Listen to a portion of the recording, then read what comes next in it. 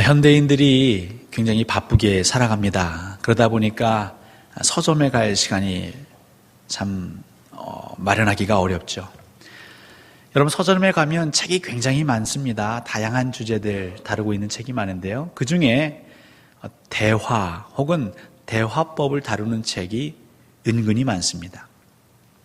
사람이 말하고 듣는 걸 못하진 않죠. 물론 장애가 있으면 어쩔 수 없지만 저희들은 자라면서 말하고 듣는 것을 아주 자연스럽게 몸에 익힙니다. 대화라는 것은 말하고 듣는 것의 균형을 적절하게 배분하는 것이죠. 그 황금 비율을 찾는 것입니다. 근데 왜 서점에는 이 대화 혹은 이 대화법을 다룬 책이 많을까요? 제가 엊그제 검색을 해봤더니요, 이 대화법이라고 검색을 했을 때는 367건이 검색됐습니다. 근데 대화라고 검색하니까요 5,888건이 검색됐습니다. 별로 안 놀라시죠? 여러분, 말하고 듣는 게 당연한 것인데 왜 사람들은 책을 낼까요? 또 왜 사람들은 그 대화를 배우려고 책을 사러 서점에 갈까요? 이 대화가 어렵다는 걸 반증하는 게 아니겠습니까? 책 제목도 좀 재미난 걸 제가 찾아봤습니다. 적을 만들지 않는 대화법. 아마 어떤 사람은 입만 열면 적이 생기나 봅니다. 그러니까 그런 사람을 위해서 적을 만들지 않는 대화법이라는 책이 나왔겠죠. 내 아이 고집 이기는 대화법. 부모님들이 아이하고 대화하는 게 쉽지 않은 모양입니다. 그 아이 고집을 한번 꺾어보려고 또 그런 시장의 수요를 알아서 책을 낸 사람이 있습니다. 마음 훔치는 대화법. 이건 좀 전문 대화법인지 이론편과 실전편이 또 따로 책으로 나왔습니다. 여러분, 대화라는 건 배우는 게 맞지요. 근데 왜 우리는 이 대화가 어려울까요? 알게 모르게 많이 쓰고 활용하고 있는데도요. 그래서 혹자는 이 대화를 힘들어하는 사람에게 몇 가지 팁, 요령을 가르쳐 주죠. 상대하고 얘기할 때는 상대방의 눈을 가끔씩 마주치세요. 아이 컨택이라고 하죠. 그래야 상대방이 무시당한다고 생각하지 않습니다. 제가 여러분들하고 대화하는데 혹은 설교하는데 고개를 푹 숙이고 하면 여러분 어떠시겠어요? 또 한 가지는요, 누군가 얘기하면 좀 반응을 보이라는 거죠. 끄덕이거나 눈을 깜빡이거나 그렇죠, 이렇게 추임새도 좀 넣고요. 근데 여러분들은 설교를 들으실 때 전혀 추임새가 없으세요. 여러분, 유재석이라는 사람이 유명한 MC가 된 데에는요 다른 게 없습니다. 반응을 잘해준 거거든요. 누군가 얘기하면 공감해주고 거기에 호응해주고, 또 한 가지 요령인데 그건 뭐냐면 누군가 얘기하면 그 내용을 반복하거나 요약해서 한 번 더 말하라는 거죠. 이렇게 얘기를 하면 상대방이, 대화를 하는 상대방이 저 사람이 내게 관심이 있구나, 저 사람이 내게 귀를 기울이고 있구나, 저 사람이 내 말을 경청하고 있구나, 그런 마음이 들어서 마음이 열리고, 그런 마음이 열려서 서로 좋은 얘기를 오가고, 그러면 그 대화가 좋은 대화가 된다. 근데 대화란 이런 요령을 익힌다고 될까요? 누가 이렇게 하라고 해서 흉내낸다고 다 대화에 성공하지는 않습니다. 책을 읽는다고 해서 대화의 달인이 되는 건 아닙니다. 아무리 좋은 내용이지만 결국 우리가 관심 가져야 하는 건 상대방에게 집중해야 합니다. 관심을 가져야 되고 몰입해야 되는 것이죠. 미국의 방송 진행자인 헤들리라는 여성이 있는데요. 이 여성이 이제 방송 진행자니까요, 수십 년 동안 많은 사람들과 이제 대화를 나누지요. 그런데 그 진행을 하면서 어떤 사람들이 좀 안타까웠나 봅니다. 말하는 법을 모르는 사람이죠. 말을 해도 이렇게 꽉 막힌 듯한 느낌을 받아서 안타까운 마음에 이 대화를 잘할 수 있는 태도 10가지를 소개했는데, 저는 그 중에 여러분에게 한 3가지 정도 소개하려고 합니다. 이 첫 번째가 뭐냐면요, 한꺼번에 많은 일들을 하려고 하지 말라는 것이죠. 그러니까 한꺼번에 여러 가지 일을 하지 말아라. 그러니까 한 가지만 하라는 겁니다. 그러니까 대화할 때는 대화만 하라는 거죠. 누군가를 만날 때 우리나라 사람들 은연중에 하는 습관이 있는데 그게 뭐냐면 테이블이나 탁자, 의자 옆에 스마트폰을 싹 올려놓습니다. 왜 그렇습니까? 그걸 보겠다는 겁니까? 안 보겠다는 겁니까? 연락이 오면 보겠다는 거거든요. 여러분, 운전할 때 사고 나는 원인 중에 졸음 운전과 더불어서 큰 사고의 비중을 차지하는 게 뭔지 아세요? 이 스마트폰 보는 겁니다. 운전할 때는 운전만 해야죠. 근데 전화기를 보면서 운전하는, 대화할 땐 대화만 하라는 거예요. 손에 뭘 가지고 있지 말라는 거죠. 그러면 상대방이 지금 저 사람이 나에게 집중하고 있지 않구나. 또 한 가지는요, 상대방을 자꾸 가르치려고 하지 말라는 거죠. 그러면 그 대화가 끊긴다는 겁니다. 그러면서 하는 말이 지금 나와 대화를 나누는 상대방은 다른 어떤 영역의 전문가일 수 있다라는 거죠. 우리가 항상 그 생각을 가져야 합니다. 저희 교회에도요, 다양한 배경, 다양한 연령층의 사람들이 이렇게 한 자리에 모여 계십니다. 그래서 이분이 어떤 직업을 가졌는지 때로는 모를 수 있는데요. 그리고 우리는 함부로 말할 수 있죠. 근데 우리의 말 상대가 전문가일 수 있거든요. 아마 이 자리에는 리더십의 전문가도 계실 수 있고요. 아마 대화의 전문가도 계실 수 있어요. 그런데 우리는 알게 모르게 누군가를 자꾸 가르치려고 그렇게 함부로 말할 때가 있다는 거죠. 항상 배우려는 자세로 대화에 임해라. 세 번째는요, 아주 뻔한 태도이기도 하는데 그냥 들으라는 겁니다. 어쨌든 듣는 데에 힘쓰라는 거죠. 우리가 우스갯소리로 그런 얘기하지 않습니까? 왜 하나님이 귀는 두 개를 만드시고 입은 하나로 만드셨느냐? 듣기를 더 열심히 하라는 거 아니겠어요? 수치상으로는 2배입니다. 여러분, 말하기를 많이 하십니까? 듣기를 많이 하십니까? 아마 창조 섭리의 황금 비율로 치자면 말하는 것에 2배 정도 들으면 아마 황금비가 아닐까 싶습니다.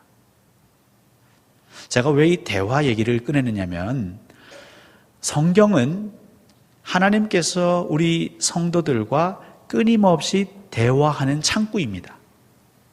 또 오늘 우리가 읽은 신명기 5장과 6장 역시 하나님께서 우리에게 뭔가를 얘기해 주고 계십니다. 본문 28절, 5장 28절부터 6장 3절까지 그 대화 가운데에서 우리 하나님의 마음을 우리는 발견할 수 있어야 하는 것이죠.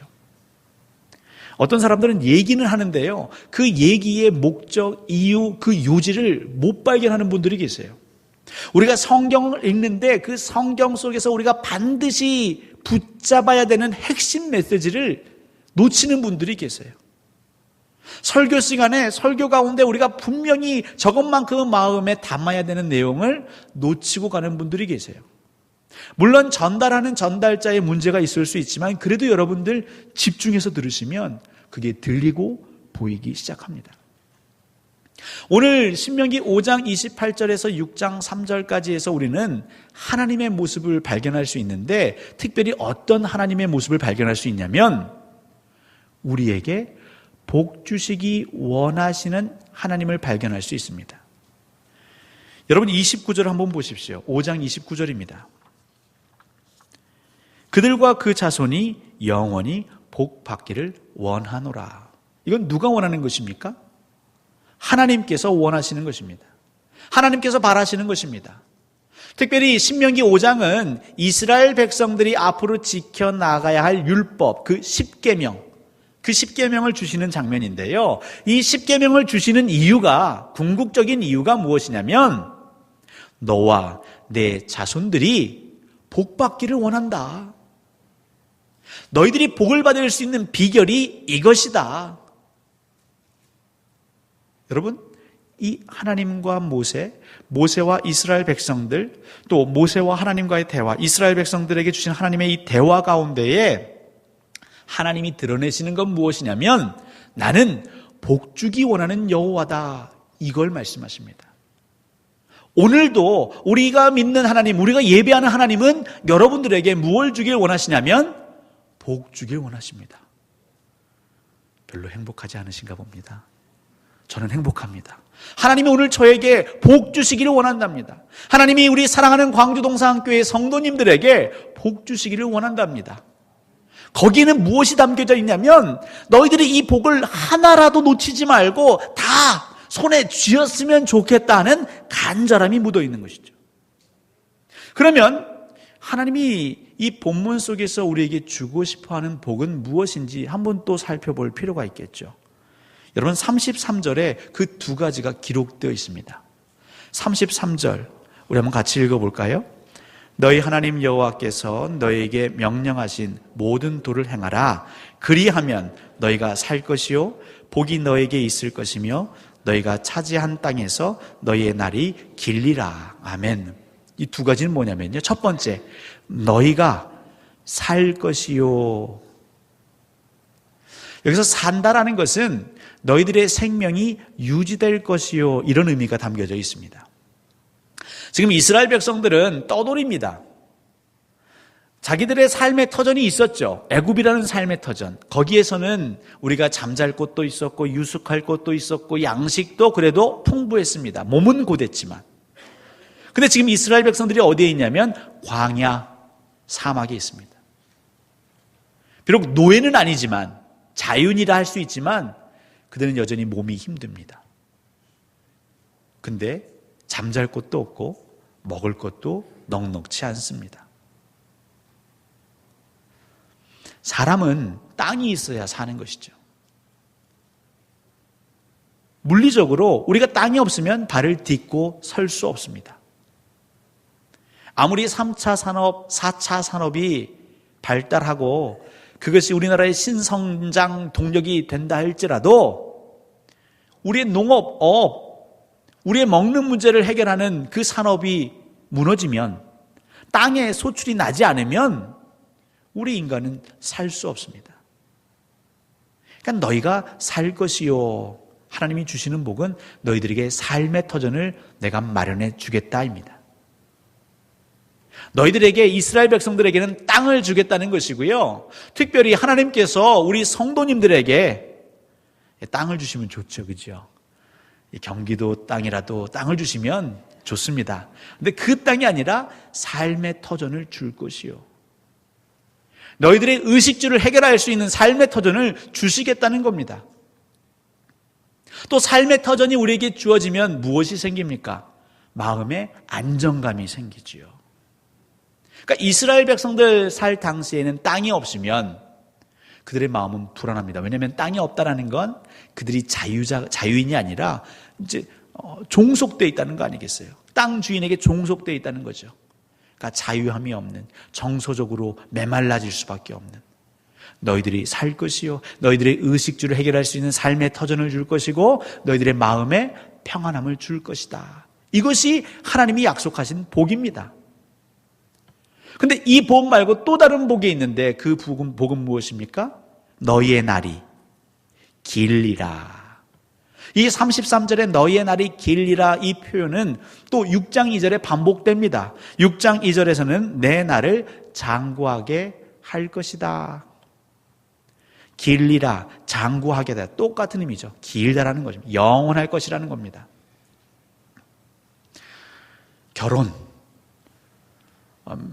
결혼하려고 하는 분들에게는요, 결혼만 해도 소원이 없는 거죠. 결혼 준비가 만만치 않습니다. 근데 결혼하면 끝입니까? 결혼식 올리면 끝입니까? 아니죠. 결혼하는 것도 중요하지만 결혼 후에 부부의 삶을 끝까지 장구하게 길게 유지하는 게 중요하죠. 출산 10달 동안 정말 기다리던 아이를 임신하고 잘 이렇게 키우는 것도 중요하지만 낳아놓으면 알아서 크나요? 아니요. 출산하면 그때부터가 더 중요합니다. 그 아이를 양육하는 게 더 중요한 것이죠. 대학 입학하는 것, 아니면 취업하는 것, 아니면 내 사업장을 여는 것, 그것도 중요하지만 더 중요한 건 무엇입니까? 쭉 유지하는 게 더 중요한 것이죠. 그러니까 하나님께서 우리에게 약속하신 것은 뭐냐면 삶의 터전, 너희가 살 수 있도록 내가 힘쓰지만 더 중요한 건 그 삶의 터전에서 너희의 생명이 계속 이어질 수 있도록 돕겠다는 겁니다. 하나님이 인도하시고 보호하시겠다는 겁니다. 하나님이 함께 책임져 주시겠다는 거죠. 여기 하나님이 지금 굉장히 강조하고 계시는 겁니다. 왠고 알고 봤더니 그 이유가 레위기에 적혀 있습니다. 레위기 18장 27절 28절을 제가 읽어드리겠습니다. 너희 전에 있던 그 땅 주민이 이 모든 가증한 일을 행하였고 그 땅도 더러워졌느니라. 너희도 더럽히면 그 땅이 너희가 있기 전 주민을 토함같이 너희를 토할까 하노라. 아멘. 하나님께서는 이 지구상에 하나님이 선택한 백성이 아닌 민족들에게도 동일하게 땅을 주셨습니다. 그리고 어떻게 사는가 봤더니 그 땅의 주민들이 하나님 보시기에 가증히 여긴 것이죠. 하나님 보실 때에 혐오스러운 일들만 골라서 하는 것입니다. 어떤 일들입니까? 우상 숭배합니다. 아무것도 아닌 것 앞에 그것을 신으로 만들고 그 신이 내게 복을 준다 생각하여서 때로는 자기들의 자녀들도 바칩니다. 또 제사라는 명목 하에 거기서 음란함을 행하기도 합니다. 하나님과 물질을 겸하여 섬길 수 없음에도 불구하고 돈을 사랑하고 그 돈이, 그 만몬이, 그 바알이 우리의 인생을 책임져 준다 생각하여 그 탐욕에 빠져 살아갑니다. 그래서 하나님께서 그 가나안 땅에 있던 이들을 쫓아내시는 것이죠. 그들이 그 땅을 얻기는 했지만 그 땅에서 길지 못한 것이, 장구하지 못한 이유가 뭐냐면 그곳에서 그들이 타락하고 죄를 범했기 때문입니다.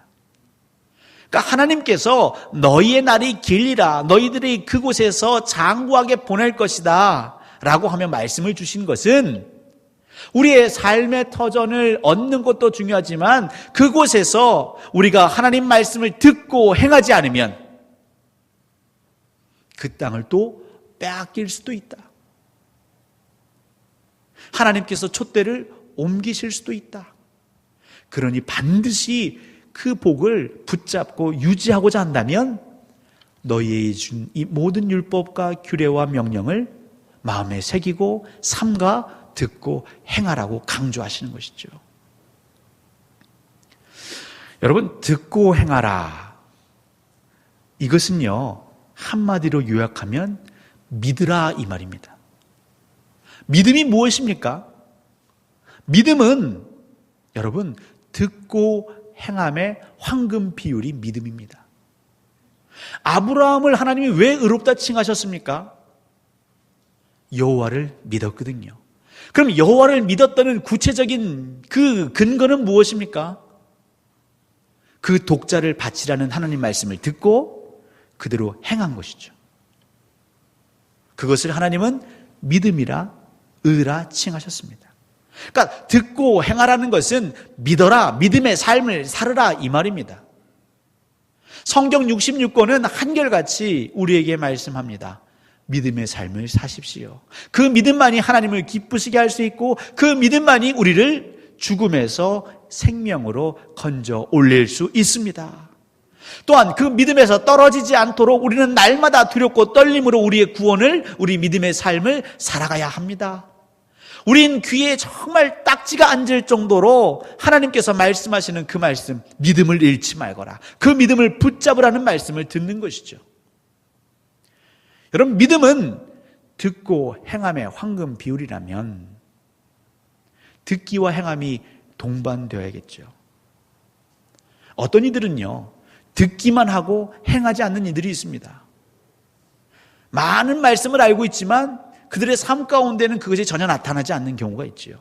또 어떤 이들은요, 듣지 않고 행하는 이들이 있습니다. 내 마음, 내 방식대로, 혹은 어설프게. 여러분, 어설픈 게 제일 위험합니다. 그러면 왜 하나님은 듣고 행하라, 믿어라 이것을 계속 강조하실까요? 우리가 모릅니까? 잘 알죠. 근데 이게 안 되지 않습니까? 근데 이것이, 이 믿음의 삶이, 듣고 행하는 삶이 잘 안 되는 이유를 하나님도 알고 계십니다. 여러분 6장 1절을 보실까요? 6장 1절을 보시면 이는 곧 너희의 하나님 여호와께서 너희에게 가르치라고 명하신 명령과 규례와 법도라. 너희가 건너가서 차지할 땅에서 행할 것이니. 이 뒤에 이유가 다 있습니다. 너희가 건너가서 차지할 땅에서 행할 것이니. 근데 너희들이 건너가서 행할 땅은 어디입니까? 너희들이 건너가서 차지할 땅, 그 땅은요 이미 더럽혀진 땅이죠. 레위기 말씀에 의하면 우상 숭배로 더럽혀져 있고요, 음란함으로 더럽혀져 있고요, 물질 문명, 물질 만능주의로 더럽혀져 있고요, 생명경시 풍조로 더럽혀져 있고요,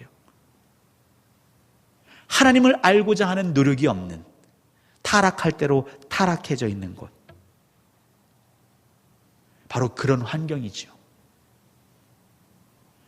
우리가 예배 시간에 예배드리고 또 말씀 읽고 묵상하는 그 순간만큼은 그래 믿음으로 살아야지 하면서도 왜 이것이 때로는 우리의 가정에서, 일터에서, 직장에서 그대로 살지 못하냐면요, 우리가 지금 들어가 사는 그 땅이 더럽혀져 있고 오염되어 있기 때문입니다. 근데 하나님은 또 한편 말씀하십니다. 그곳에서 믿음으로 살기를 포기하지 말아라. 그곳에서 하나님 말씀을 듣고 행하는 것을 절대로 멈추지 말라고 하십니다. 그럼 어떻게 해야 할까요? 우리는 어떻게 믿음으로 그 척박한 땅, 더럽혀진 땅, 이미 버려진 그 땅에서 여호와를 인정하지 아니하고 세상 그 성공만을 탐욕하는 이 세상에서 믿음으로 살 수 있을까요? 아까 대화를 잘하는 세 가지 비법을 좀 차용해 보려고 합니다. 첫 번째는 여러분, 믿음으로 사는 데 있어서 한꺼번에 여러 가지 일을 하려고 하지 마십시오. 특별히 하나님 말씀을 듣는 데 있어서 여러분 집중하십시오. 예배 시간에 들어오실 때 여러분들 몸 안에 항상 있는 게 있습니다. 그게 무엇일까요? 스마트폰입니다. 때로는 성경책이 무거우셔서 못 가져오실 수 있어요. 요즘 스마트폰에 말씀이 있기 때문에, 또 찬송이 있기 때문에 가져오십니다. 물론 성경을 보고 찬송을 볼 때 쓰는 것 괜찮습니다. 하지만 그 외에 하나님의 말씀을 듣고 하나님께 집중해야 할 시간에 우리가 순간순간 스마트폰을 보면요, 그거는 마치 운전 중에 스마트폰 보는 거랑 똑같습니다. 하나님께서 말씀하시는 그 말씀의 초점을 놓치기 쉽습니다. 여러분, 하실 수만 있다면 들어오실 때 이 1시간만큼만 전화를 끄고 오십시오. 뿐만 아닙니다. 우리 마음과 생각에는요, 굉장히 많은 생각들이 있어요. 걱정과 염려가 있습니다. 두려움이 있습니다. 때로는요, 감정이 있습니다. 안 좋은 감정, 짜증나는 감정, 화나는 감정, 우울한 감정, 슬픔. 근데 이런 것들도 여러분들이 하나님께 나아갈 때, 집중하려고 할 때, 들으려고 할 때, 말씀을 들으려고 할 때 방해가 되는 것이죠. 그런 것들을 제거하십시오. 내려놓으십시오. 우리가 그래서 찬양하는 것입니다. 하나님, 은혜 주셔서 제 안에 아직 산적한 문제가 많지만 이 시간만큼은 하나님을 만나는 데 집중하게 해주십시오. 이 주일, 여러분 주일만큼은 안식일을 거룩히 지키십시오. 그 거룩함이 무엇입니까? 하나님께만 집중하는 것이죠. 월요일부터 해야 할 업무가 태산 같지만 그래도 하나님, 6일 동안 내가 처리해야 할 업무가 많지만 내 사업상 문제가 있고 해결해야 하지만 이 주일 안식일만큼은 하나님께 집중하게 해주십시오. 영어로는 don't multitasking입니다. 현대는요, 멀티태스킹, 동시에 여러 가지 일을 하는 사람을 능력 있다고 말합니다. 근데 그게 우리의 습관이 돼서 우리는 한 가지에 집중하고 몰입하는 그 능력을 잃어버리고 있습니다. 특별히 영적인 삶에 있어서, 하나님을 예배하는 삶에 있어서도 하나님만 바라보지 못하고 주변의 여러 가지에 우리 마음을 뺏길 때가 많은 것이죠. 하나님을 알아가며 하나님 말씀을 들을 때에 거기에만 집중하십시오. 또 두 번째 뭘까요? 말씀을 들을 때에, 하나님을 만날 때에 항상 열린 마음이 중요한 것이죠. 하나님이 내게 말씀하신다. 하나님 분명 내게 보여주실 것이다. 나의 무지를 밝혀주실 것이다. 근데 여기에도 장애물이 있습니다. 한국교회 성도들만큼 성경을 많이 읽고 암송하고 공부하고 설교를 듣는 신자 그룹이 별로 없거든요. 어떤 분들은요, 주일날 교회에 오시기 전에도 케이블 TV로 목사님들의 설교를 들으시고 또 저녁에도 케이블 TV로 목사님의 설교를 듣는 분들이 계세요. 그러니까 우리는 항상 말씀을 듣거든요. 근데 때때로 우리가 말씀을 들을 때에 내가 아는 말씀이 있으면 그 이상도 이하도 아니고 딱 그 정도만 생각하는 거죠. 내가 이전에 은혜 받았던 거에만 멈추는 것입니다. 근데 우리에게 말씀하신 하나님, 전지전능하신 하나님, 모든 것을 통달하신 하나님은 똑같은 말씀 구절로 가지고도 항상 새롭게 우리에게 들려주실 수 있는 능력이 있으십니다. 그러니까 여러분 항상 기대하십시오. 이 본문 내가 10년 전에 은혜 받았던 본문인데 그 생각을 내려놓으시고 이 본문을 통해서 하나님 또 내게 무엇을 말씀하실까? 거기에 집중하는 것이죠. 근데 그렇게 몰입하면 보이는 것이죠. 세 번째, 듣는 것입니다. 근데 들을 때에 우리는 하나님의 말씀을 듣지만 특별히 이것을 설교를 통해서 혹은 성경 읽는 것, 묵상하는 것 뿐만 아니라 또 듣는 통로가 있습니다.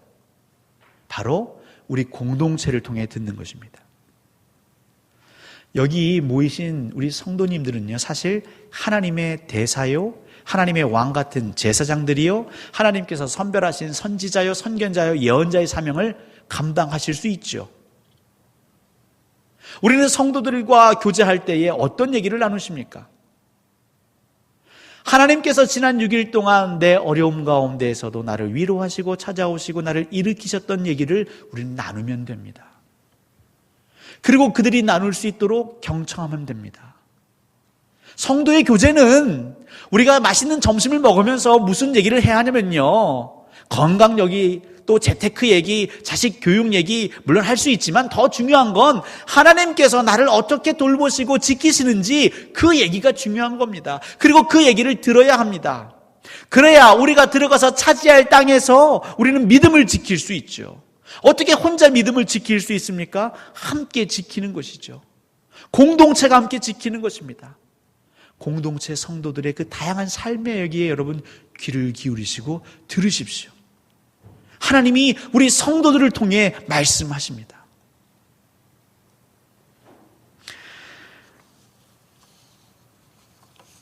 결국 우리 하나님께서 바라시는 건 무엇일까요? 우리가 하나님만 바라보는 걸 원하십니다. 호랑이 굴에 들어가도 정신만 차리면 산다고 하죠. 이제 우리가 예배를 마치고 우리 일상으로 돌아가는 그곳이 때로는 호랑이 굴 같습니다. 우리가 차지한 땅, 또 차지할 그 땅이 더럽혀지고 우상 숭배로 가득 찬 하나님을 알지 못하는 땅일 수 있지만 우리가 정신을 차리는 것, 집중하는 것, 몰입하는 것 매우 중요합니다. 여러분, 최근에 미국에서 어떤 한 부부가 화제가 됐습니다. 그 부부가 화제가 된 이유는요, 그 부부가 합쳐서요 몸무게를 262kg를 뺐어요. 두 사람이 합쳐서 몸무게를 262kg를 뺐다니까요. 그럼 도대체 그 사람들의 몸무게가 몇 킬로였을까요? 누구 얘기냐면 브라워와 마셀라라는 사람인데요. 이 브라워라는 청년은 한때 306kg까지 쪘답니다. 한 사람이. 그런데 몸이 안 좋아서 병원에 갔더니 의사 선생님이 당신이 이렇게 살다가는 30 전에 죽습니다. 이제 그 말에 충격을 받은 거죠. 그래서 의사의 말을 듣고 충격을 받았습니다. 그리고 주변의 친구들의 권유를 듣고 이제 그가 변화하기 시작합니다. 이전에는 앉은 자리에서 더블 치즈버거를 10개를 먹고요. 햄버거, 미국에 가면 햄버거가 더 큽니다. 그리고 앉은 자리에서 그 라지 사이즈 피자를 2판을 먹었대요. 그러니까 306kg까지 쪘겠죠. 근데 그 의사의 말을 듣고 또 친구들의 말을 듣고 이제 식단을 조절하기 시작했습니다. 그럼과 동시에 거동이 움직이기 힘드니까요. 일어서서 걸을 수는 없고요. 이제 앉아서 할 수 있는 운동, 팔을 들었다 내렸다 하는 운동을 하기 시작합니다. 그렇게 해서 한 50여 킬로 정도 빼니까 이제 조금 움직일 수 있었나 봅니다. 그래서 이제 피트니스 센터로 간 거죠. 그렇게 열심히 운동을 해서 몸무게를 빼기 시작할 즈음에 이제 자기 아내 될 사람을 만난 겁니다. 뚱뚱한 사람들이 살 빼는 재미에 둘이 정말 대화가 무르익는 것이죠. 어떻게 살 빼셨어요? 이러면서 둘이 서로 응원하고 격려하면서 식단 조절하고 그렇게 결국 결혼한 겁니다. 이 브라워는요, 306kg까지 갔는데 208kg를 뺐답니다. 예, 그래도 100kg 가까이 되지만 이 여인은 113kg까지 갔지만 54kg을 감량했답니다. 그러니까 이제 많은 사람들이 브라워한테 찾아와서 묻겠죠. 어떻게 살 빼셨어요? 그게 가능해요? 그때 이 브라워가 말하기를 여러분에게도 희망이 있습니다. 할 수 있습니다. 간절히 원하면, 마음으로 간절히 원하면 여러분도 성공할 수 있습니다. 저는 이 기사를 읽으면서요, 이 다이어트가 아니라 이걸 믿음의 삶, 믿음으로 그것을 대입해서 읽어봤는데 너무나 잘 맞아 떨어지더라고요. 하나님께서는 우리에게 말씀하십니다. 지금처럼 살면, 지금처럼 우리의 영혼의 해악이 되는 것을 가리지 않고 분별하지 않고 계속 먹어대면 그 세상의 탐욕 가운데에, 그 물질 가운데에 너희들이 속해 살면 죽는다. 그 말씀을 마음에 새기고 우리 주변의 믿음의 선배들, 믿음의 동료들, 신앙의 그 형제 자매들의 얘기, 권유를 듣고 서로 격려하면서 힘들지만 힘을 내자고, 좀 더 운동하자고, 믿음과 말씀 생활로 우리를 단련하자고 서로 격려하면서 우리가 살다 보면 불필요한 삶의 무게를 내려놓을 수 있겠죠. 믿음으로 살 수 있는 것입니다. 욕심과 탐욕을 우리는 다 배설물처럼 여기면서 하나님께서 주신 이 땅에서 우리의 삶이 장구할 수 있는 것이죠. 여러분, 이 복을 누리십시오. 우리 예배에 집중하시고 이 안식일에 집중하시고 오직 하나님만을 바라시며 우리의 삶, 이제 또 우리를 기다리는 그 6일의 삶 속에서 믿음의 다이어트, 우리 영적인 건강함을 회복하시기를 우리 주님의 이름으로 간절히 축원합니다.